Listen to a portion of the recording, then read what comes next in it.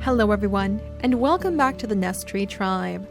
And we are here with Lala-S getting ready any moment now to give birth to another one of her children with Siku. So they are currently in Squee's nest. Squee is the owner. She has claimed this tree, and she guards and protects this tree and guards her nest very, very jealously. But she has over time consented to have Siku, the mate that she usually has, and Lala-S share this area with her, and the results have been really spectacular. You guys have been seeing one after another one of these big-cheeked squirrel children with cracker jaw be born, and they're quite useful because they can actually crack open all of the nuts that fall from the main tree.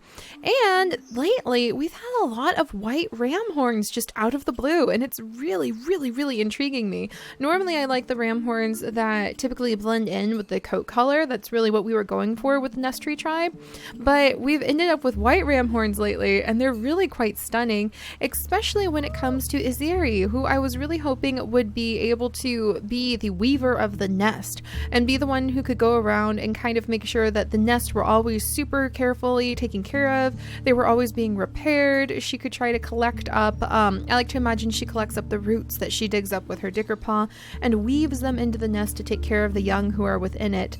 But it's been a lot trickier to have her take care of the nest than I thought it would be, because she is always taking care of Coco, who is the child that she adopted and took under her own paws and has raised since birth. Coco is blind, she has hemophilia, she has double immunity disease, and Seri has just kind of dedicated her life to taking care of this little one who is the most helpless member of our entire tribe. So hopefully Coco will continue to have a nice quiet little life. I like to imagine that Seri is like a midwife who likes to watch over this nest, and she and Coco take care of any of the babies born into this nest, and Coco is able to help by picking a bunch of berries to offer to the mother and child when the baby is being born in the nest. So it's quite sweet. I really like this little group we have down here. Meanwhile, across the island, we are trying to conquer conquer is a strong word. We're trying to take over some of the trees, and we have finally got Squee, Squee's child, away from the main nest. And because the females are very competitive and very defensive of the nest under the trees here, especially if they are born from our squirrely line that Squee has had, they are really starting to spread across the island in search of new trees. On one half of the island, we have Squee, and Tavan has finally shown up and is hopefully going to be able to make a nest. We're one material away from making a nest. It's going to be awesome if we can pull that off. So we're going to end up seeing who gets to make a nest first. Is it going to be Squee being able to have a nest right over here on the edge of the beaches and right next to a whole bunch of these awesome berry bushes? Or is it going to be her sister on the other side of the island, smack dab in the middle, who's right over here, Sissivana? Sissivana cannot actually collect any of the grasses herself from the regrowable grass spots. Where'd they go? I know we had regrowable grass spots around here. Oh my goodness, we need to find them. We need to find where they went, because Tuvan is actually going to come over and become Sissivana's mate and hopefully be able to build a nest right over here at this really scenic, absolutely beautiful tree. They can claim this as their nest tree, and hopefully they will be able to fish out the little acorns that have fallen down in there, the nuts that have fallen into the river. Maybe they've been softened. Maybe they taste better if the nuts fall into the water first. So, All right, well, let's go ahead and see the birth of the next child over here with Lala-S and the rest of the group. I'm also quite curious to see which one of the females that they have had will end up claiming this as their nest tree once Squee and Lala-S have passed on, but that's still a long time from now, so we'll just have to see where things go. I have gone ahead and made sure that we have Claw and Digging Paw inside of the mutation menu once more, because we are trying to let Siku's No Paw be bred out of the family line. So let's see if we're going to have any luck with that. No! He just had a clone of himself! Again! Oh, Dukir. Siku already had a son that we named after him. Where are you? Here's Sikro. So Sikro was born a while ago, and we named him after his father, because he looked a lot like his dad, but actually his little brother over here looks even more like him. So Dukir, I'm gonna have to rename you. We'll name you, we'll name you Sukir. So this is going to be Sukir, carrying on Siku's line. Darn it. Is he like pretty much a copy of his dad? His immunity is a little different. He has venomous fangs as his recessive, but otherwise he is pretty close. He doesn't have runner's paw. He has no paw instead. Darn. So yeah, he's pretty close clone of his dad. So we weren't really going for that, but that's what we got. All right. So then the question becomes, which one of these two? Is it going to be this sister? Or is it going to be the other sister who... Oh, hi there. Hi there. Well, you know what? There's another predator here. Squee is going to have to deal with that if she wants to take over this nest. I think she's going to have to confront this travesty, this affront to her new territory. Remember, our squirrely females are extremely territorial, so this is not going to be acceptable. Not acceptable behavior remotely. So how am I going to clear the area for it? Tavan, you might have to come over here. I'm going to have him clear this spot, and Squee is going to jump on over. Oh, and she took him straight out. Squee, look at you go. And there's all these clamshells over here. She is not going to mess around. She is determined to make sure that this area is safe, and she is going to make a good nest over here. Gosh darn it. So we'll have to see how she works out. Vanku can gather up that little bit of bunny, and then we can gather up the grass to go ahead and let someone make a new nest. But I kind of want to see if they can do it on their own first. So we're going to see if Sissivana is able to collect any grass. She's not able to.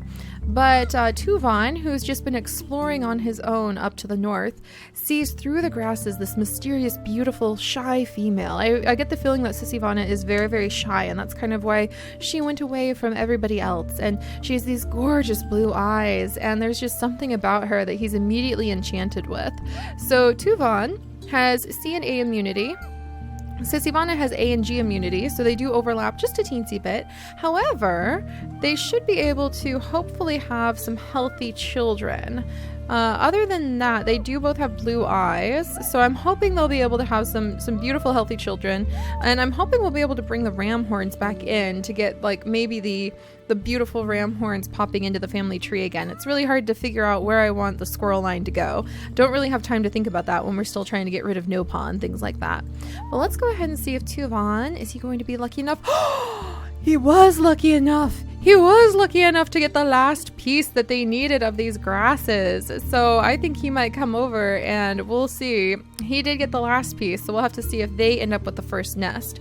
That'll really be dependent though. Maybe I'll roll a dice or something, because Squee did defeat 2 predators. It's going to be really hard. It's very difficult when I only have so many nesting materials, and I have to make like really hard choices between who gets what nesting material. All right, let's go ahead and have Rotu, who is one of our wandering males. He is the father of Anara. She'll scooch over here. Anara, what am I going to do with you, my dear?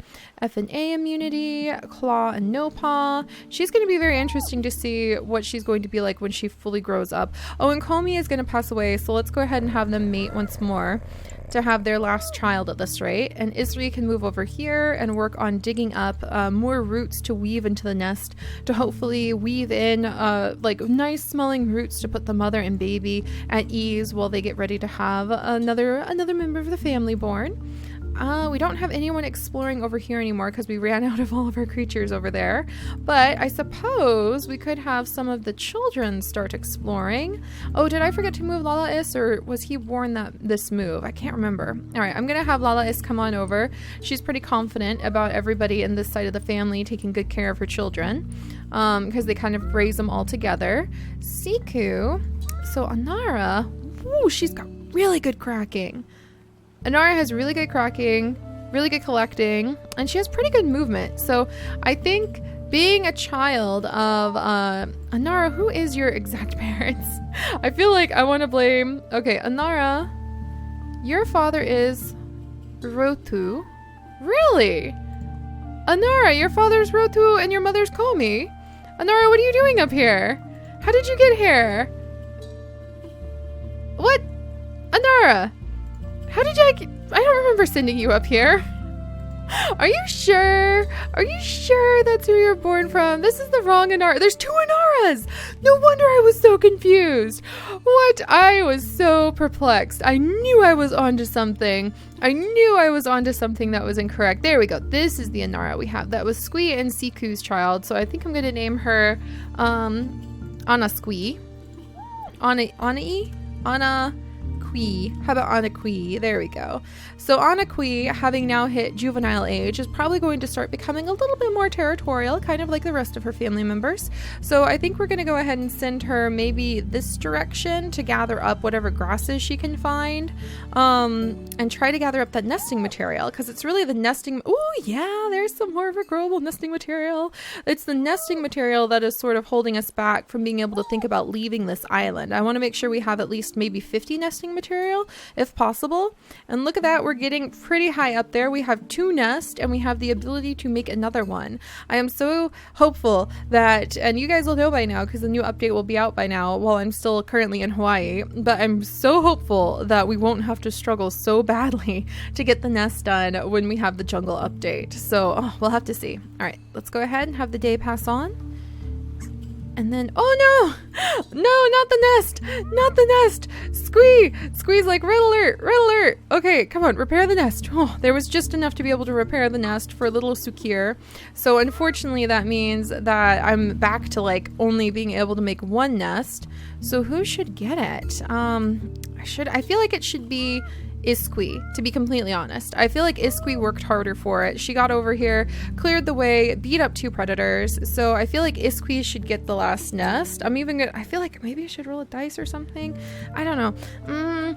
No, I think because Squee has genetics that are, yeah, she has genetics that are a lot more interesting in a lot of ways. So I'm gonna go ahead and have Squee make the nest. So we'll have Tavan grab a berry and mate with her, and then she can go ahead and build a nest. So now she is safely in her nest, and grab a nut. Yeah, I think that was the right decision.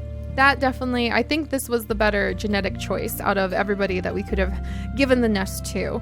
And I'm really excited because we have now conquered another nest tree, you guys. We have settled a new nest tree. This is a big moment, and I'm so excited to see Tavan get ready to have some children of his own. He is so awesome. We do still have a no paw kind of lingering in the area, so I'm going to leave that claw ability in there. And I kind of want to leave the digging ability in there, maybe, just because it could be useful. And I love the idea that this tribe tries to gather up roots to weave into the nest, since we're so geared around working the nest here. And speaking of all of those things, let's get Comey into the nest so she can have her next baby. She's already quite old, so I don't think she has much longer for the world. And then little Anara is old enough to start exploring, and she's got a little bit of attack and a little bit of fishing. This Anara has normal eyesight, F and A immunity. A and B immunity. Maybe Vanku could possibly be a good mate for her. Maybe. They would definitely get the white ram horns in there. Yeah, if they have any children, they'd probably have white or pink ram horns because of Vanku's abilities. And then blue eyes recessive. Oh, was I sending up? No, I wasn't sending anybody up over there. Okay, let me think. Spiky body recessive, big nose. Yeah, I think as long as I can get that no paw bred out, that would be good. So Vanku, we'll have you start roaming along the beaches. Oh, look at all those clams. And then we can send little Anara down there to meet with you and start gathering up the clams. And then where should I move? I may move Isri over there. No, there's about to be a birth. So Isri would be right over here, ready for the birth, and Kokoko would be gathering up the nuts, or excuse me, gathering up the berries to offer to Comey to prepare for the next birth of another child. And I think I'll just continue focusing on my mutation menu, getting rid of the no paw, because I feel like no paw is one of the most damaging genes we could have in our tribe right now, as well as the bad eyesight. So we're doing a really good job of breeding those out though. All right, and Takui, let's see what I'm going to do with you, buddy. Might have him do a little bit of exploring. So I'll have Takui... renewable grass! I'll have Takui do a little bit of exploring. Siku can come on over and kick the tree. And we have Lala-is. Maybe Lala-is and Squee should have like another baby, because things are getting to the point where we really have to start thinking about who gets to have more children and who does not. Oh, there's a rabbit. We can have Sissivana. Oh, she can't attack it. Sissivana, you're so preciously frustrating, because she can't really attack anything. Oh, and look at all of this area. So all of the meadow area, Tuvan really can actually get in here, and he can start gathering up some of the roots, and he can come over. There's a lot of renewable grass over here. This is fantastic, and he can at least gather this up, and maybe he can make a nest for Sissivana, who he has fallen deeply in love with those beautiful blue eyes of hers. So we'll have to see if we can pull that off. Anaqui can start chasing down that bunny in her eagerness. And I think that covers everybody for now. Oh, and let's get ready to see the birth of the baby. Oh, I'm so excited. Okay, so Isqui is about to have her very first squeaking little squirrel child, and let's see what it's going to look like. He's so cute! Gosh darn, he has no paw. Why? Oh, why? But at least the little Ronu, who I should name, let's see. He looks a lot like his daddy, actually. So Ronu, and then there's Tavan, Rovan. We'll name him Rovan. Man, what are his genetics? Healthy, healthy, healthy, except for the fact he has no paw. Phooey. But he has big body, so he's going to grow up and he's going to have like a nice strong body.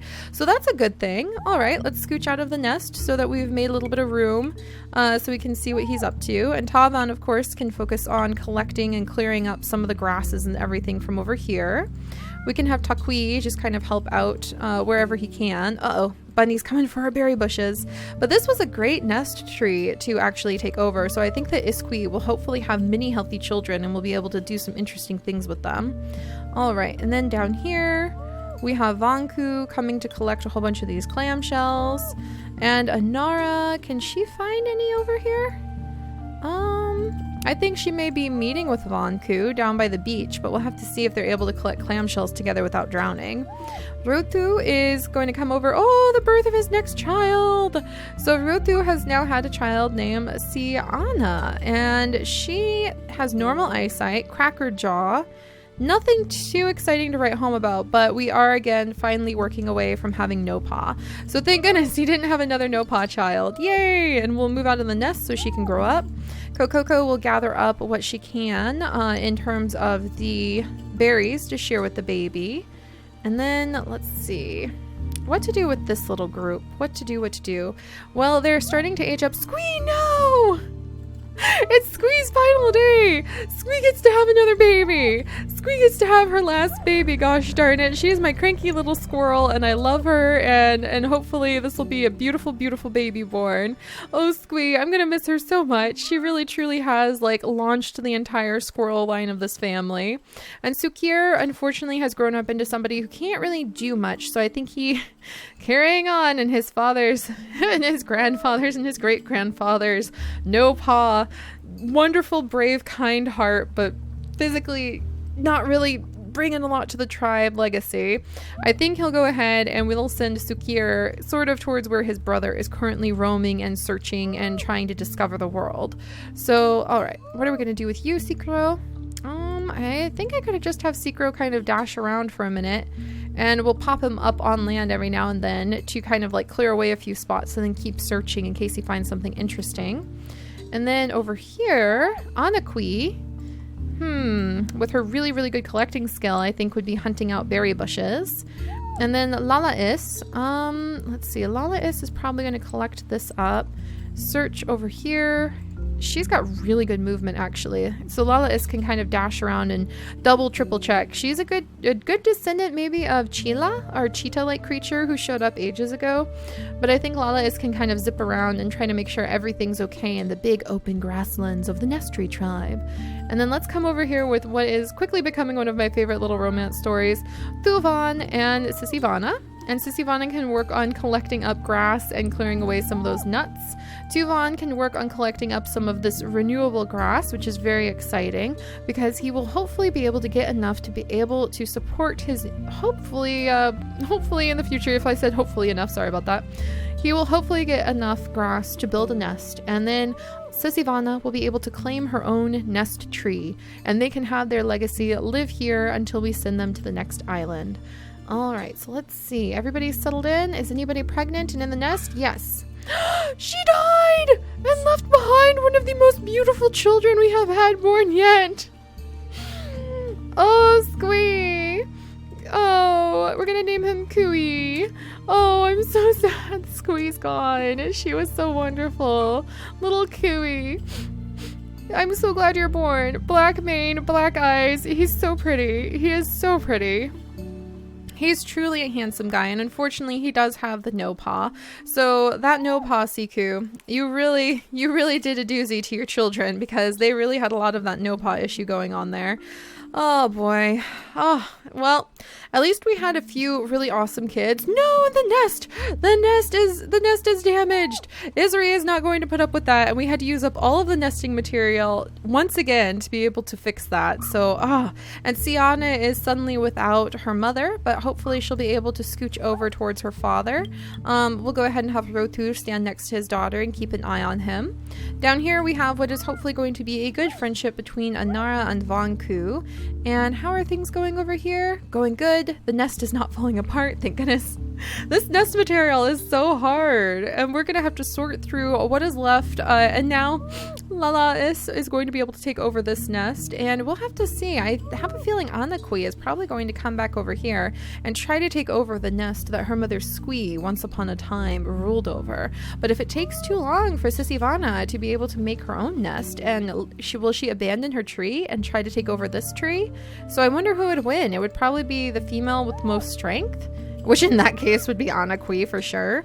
So we'll have to think about that. When it comes to competition for the nest, I may have to start coming up with requirements to decide which female would inherit the nest. So things are getting pretty interesting, so much more competitive than usual. But I have to say, I'm really pleased that Squee has been able to establish her own little home over here, and that hopefully she will have many healthy children born under her brand new nest tree. So I will see you guys next time. Bye bye.